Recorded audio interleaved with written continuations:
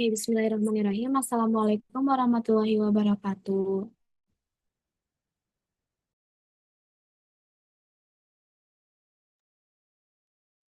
Bismillahirrahmanirrahim. Bismillahirrahmanirrahim.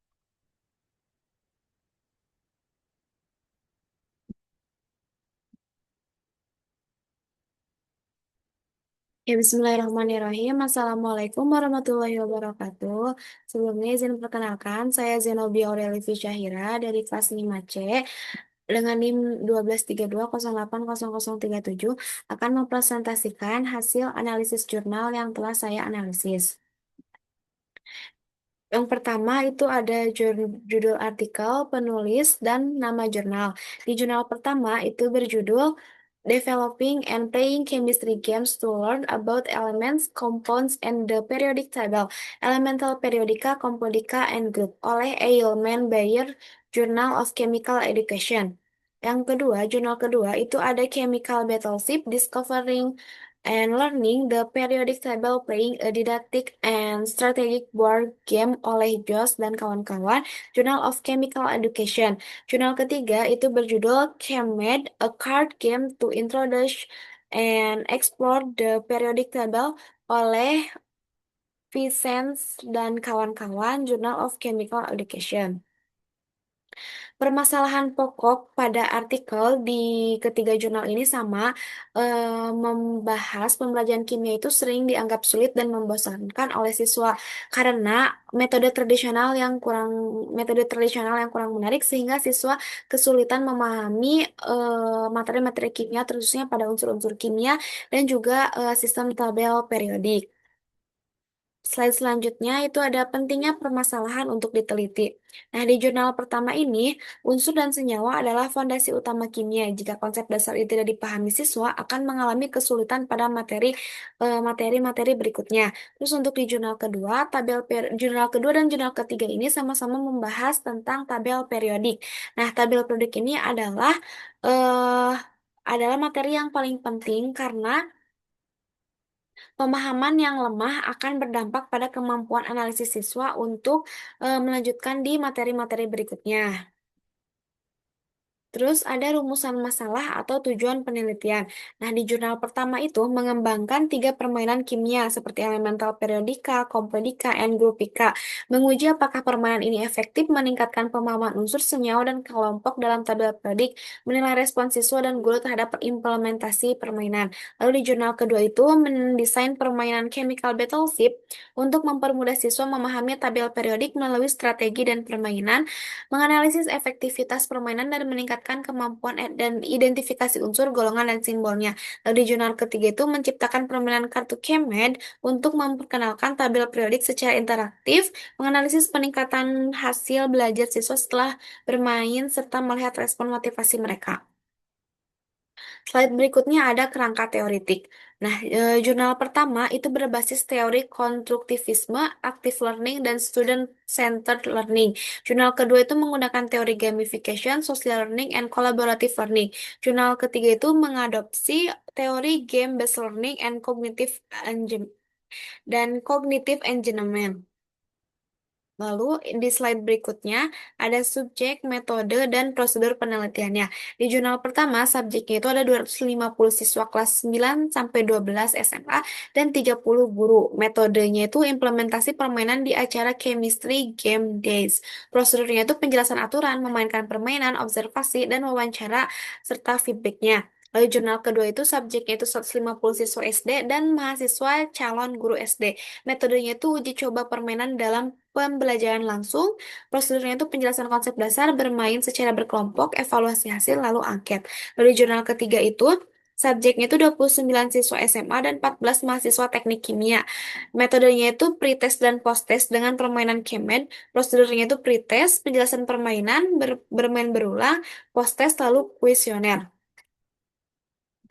Lalu ada instrumen penelitian dan pengumpulan data. Nah, di jurnal pertama, instrumen itu papan permainan, kartu unsur, kartu senyawa, lembar observasi. Pengumpulan datanya observasi langsung, wawancara, catatan guru, dan refleksi siswa.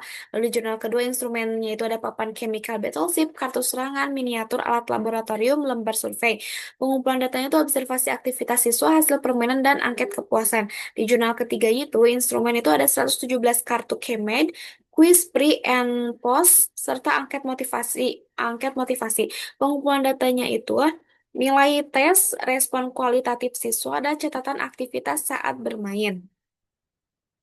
Nah, lalu ada pengolahan data dan analisis data. Di jurnal pertama, data dianalisis secara deskriptif, kualitatif berdasarkan interaksi siswa, tingkat keaktifan, serta feedback guru.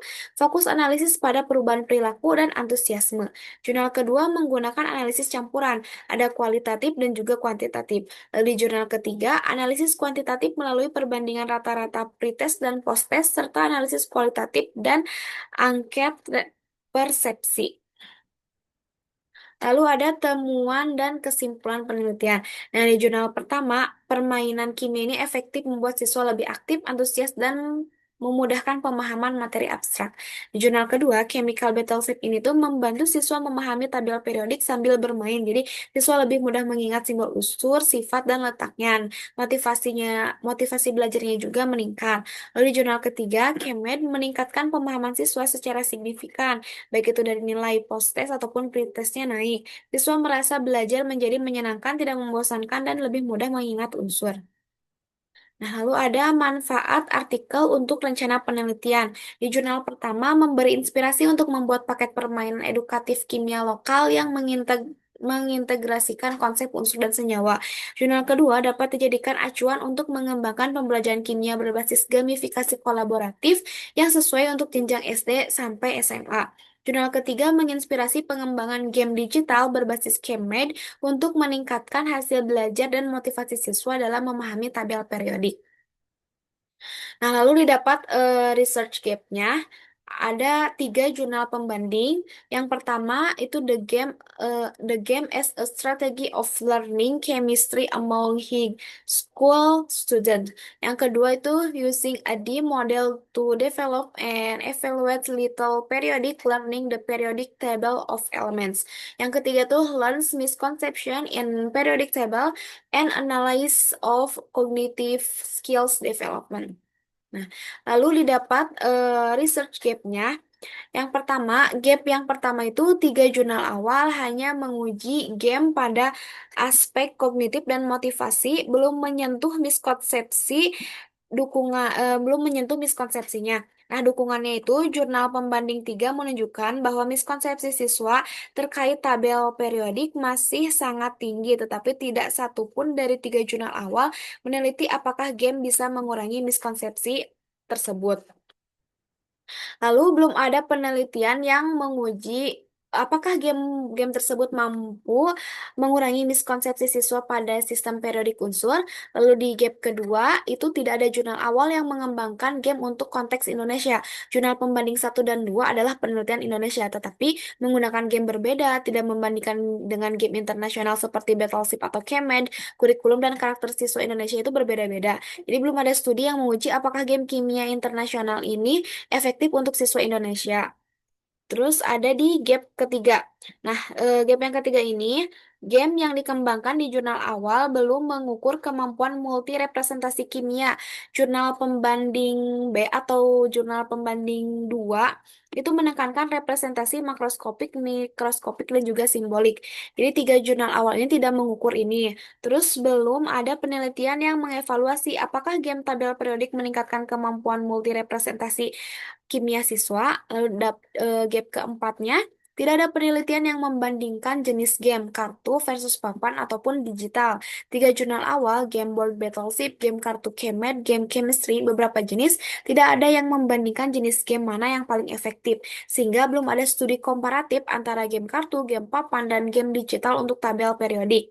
Nah, didapat gap kelimanya itu tidak ada penelitian jangka panjang atau retensi belajar. Jadi semua jurnal, baik awal maupun pembanding, hanya menilai hasil setelah belajar game. Tidak menilai apakah siswa masih ingat di 2 sampai 4 minggu kemudian. Belum ada penelitian yang menilai retensi jangka panjang dari penggunaan game kimia ini. Nah, didapat rumusan masalah yaitu terdapat 4. Yang pertama, bagaimana penerapan pembelajaran berbasis permainan kimia, game-based learning, dapat membantu mengurangi berbagai bentuk miskonsepsi siswa pada materi sistem periodik unsur, khususnya yang berkaitan dengan pengelompokan unsur, kecenderungan periodik, serta hubungan antar golongan dan periode.